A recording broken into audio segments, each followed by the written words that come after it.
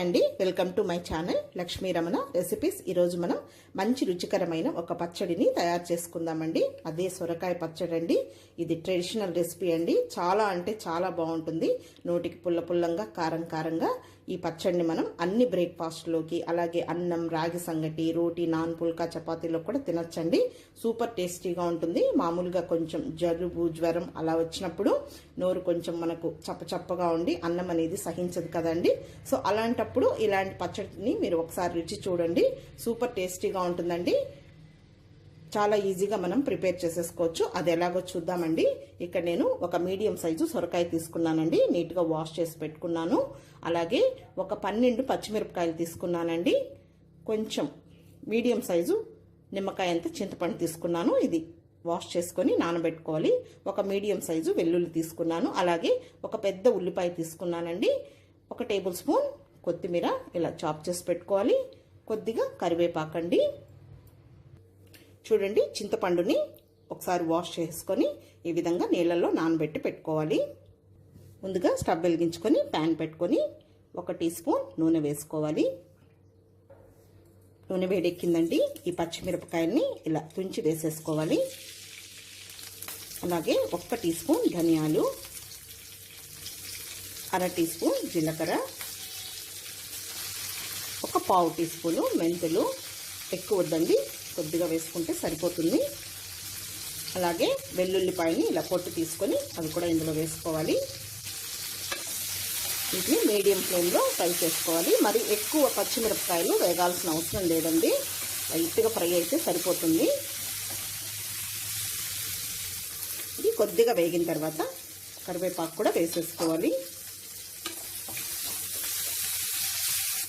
చూడండి, పచ్చిమిరపకాయలు ఈ విధంగా వేగాలండి. ఒక సగం వేగితే సరిపోతుంది.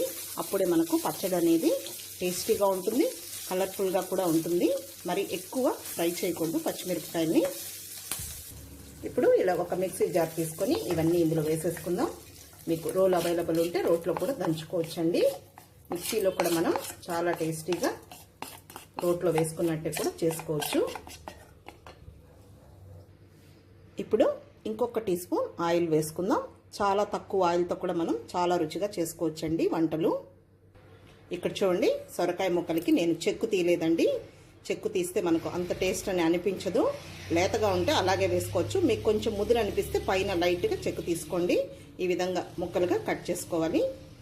ఇవి ఇందులో వేసేసుకుందాము.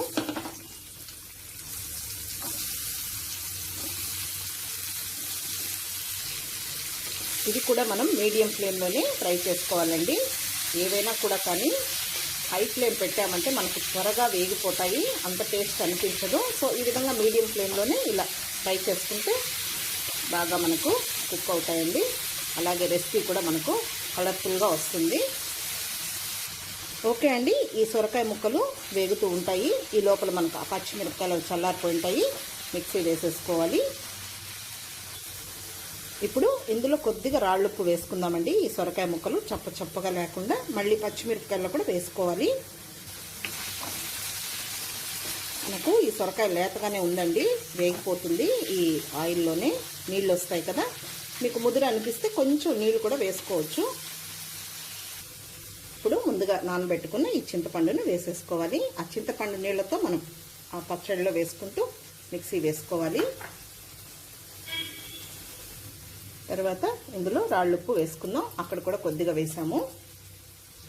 ఇప్పుడు ఈ కొత్తిమీరను కూడా వేసేసుకోవాలి. ఇప్పుడు దీన్ని మరి ఎక్కువసేపు లేకుండా జస్ట్ అలా తిప్పాలి. అంతే అండి, చూసారు కదా, జస్ట్ అలా తిప్పాలి. మళ్ళీ మనకు సొరకాయ ముక్కలు వేయాలి కాబట్టి ఇప్పుడే మనం మెత్తగా వేసామంటే పచ్చడి మెత్తగా అయిపోతుంది. ఇప్పుడు ఆ సొరకాయ ముక్కలు చూద్దాం ఎంతవరకు వేగాయో. చూడండి, ఆల్మోస్ట్ వేగిపోయాయి సొరకాయ ముక్కలు. ఇప్పుడు ఇందులో మనం 1/4 టీ స్పూన్ పసుపు పొడి వేసుకోవాలి. పసుపు పొడి మనం చివరగా వేసుకోవాలండి. మళ్ళీ మనకు ముందే వేసామంటే కలర్ చేంజ్ అయిపోతుంది. ఇలా వేసుకున్నామంటే మనకు బాగుంటుంది కలరు. ఇప్పుడు ఇంకొక 2 నిమిషాలు ఫ్రై చేసుకుందాము.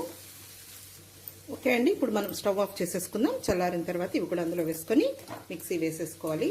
మనకు ఈ సొరకాయ ముక్కలు కూడా మెత్తగా వేయకూడదండి. అక్కడక్కడ మనకు ఆ సొరకాయ పలుకు అనేది తగలాలి. ఓకే అండి, సొరకాయ ముక్కలు కూడా చల్లారిపోయాయి. అవి కూడా ఇందులో వేసేసుకుందాం. ఈ సొరకాయ పచ్చడిని కూడా చాలా డిఫరెంట్ స్టైల్లో చేయొచ్చండి. నేను ఈరోజు ఈ మెథడ్లో చేశాను. మిగిలినవి చేసినప్పుడు నేను వీడియోస్ అప్లోడ్ చేస్తానండి. ఇప్పుడు దీన్ని కూడా జస్ట్ అలా తిప్పుకుంటూ మిక్సీ వేసుకోవాలి. చూడండి, జస్ట్ అలా తిప్పిన తర్వాత ఈ విధంగా ఉంటుంది. ఇప్పుడు ఇందులో మనం చింతపండు నానపెట్టిన నీళ్ళు ఉన్నాయి కదండి, కొద్దిగా వేసుకుందాం. ఆల్రెడీ మనకు సొరకాయలో వాటర్ వస్తుంది. ఇప్పుడు జస్ట్ మళ్ళీ అలా తిప్పుకోవాలి. చూడండి, పచ్చిమిరపకాయలు, ఈ సొరకాయ ఇవన్నీ కనిపిస్తున్నాయి. సూపర్గా ఉంటుందండి. చూడండి, ఈ విధంగా ఉండాలి. ఇప్పుడు ఉల్లిపాయల్ని ఇలా చిన్న ముక్కలుగా కట్ చేసుకోవాలి. అవి ఇందులో వేసుకోవాలి. అంతే అండి. ఈ ఉల్లిపాయని ఇలా మిక్స్ చేసేసుకుంటే సరిపోతుంది. మీకు కావాలంటే జస్ట్ అలా ఒక్క తిప్పు తిప్పుకుంటే సరిపోతుంది. ఇంతే అండి, పచ్చడి రెడీ అయిపోయింది. ఇది మనం పచ్చి పులుసు అంటాం కదా అండి, ఆ టేస్ట్లో ఉంటుంది. ఇందులో మేము పోపు వేయమండి, అంటే ఇంకొక మెథడ్లో చేస్తానండి. అది పోపు వేస్తాను, అది ఈసారి వీడియో అప్లోడ్ చేస్తానండి. అంతే. ఇప్పుడు మనం డిష్ అవుట్ చేసేసుకోవాలి. చూడండి, మంచి వాసన వస్తుందండి, గుమగుమలాడిపోతూ ఉంది. ఓకే అండి, పచ్చడి రెడీ అయిపోయింది. చూస్తే నోరూరిపోతుంది కదండి. కొద్దిగా కొత్తిమీరతో గార్నిష్ చేసుకుంటే మనకు సొరకాయ పచ్చడి రెడీ అయిపోయిందండి. మీరు అన్నిటితో ట్రై చేయండి. మళ్ళీ ఎలా వచ్చిందో నాకు కామెంట్ చేయండి. సూపర్గా ఉంటుంది. నోటికి పుల్ల పుల్లంగా, కారం కారంగా. ఈ వీడియో మీకు నచ్చినట్లయితే నా యూట్యూబ్ ఛానల్ లక్ష్మీ రమణ రెసిపీస్ని కొత్తగా చూస్తున్న వారైతే నా ఛానల్ని తప్పకుండా సబ్స్క్రైబ్ చేసుకోండి. నచ్చితే లైక్ చేయండి, షేర్ చేయండి. ఒక మంచి వంటతో మళ్ళీ కలుద్దామండి. నమస్తే అండి.